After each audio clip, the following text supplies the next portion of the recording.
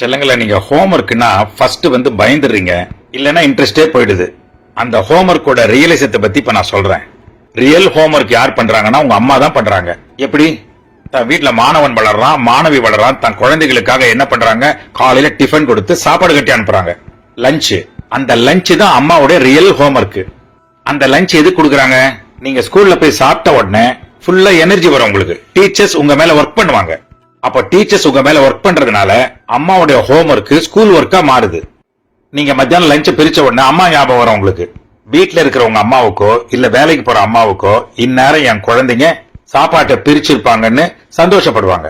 அதே மாதிரிதான் செல்லங்களா டீச்சர்ஸ். அவங்க இன்னொரு அம்மா, வகுப்பறை அம்மா. இவங்க கருவறை அம்மா. அவங்க என்ன பண்றாங்க?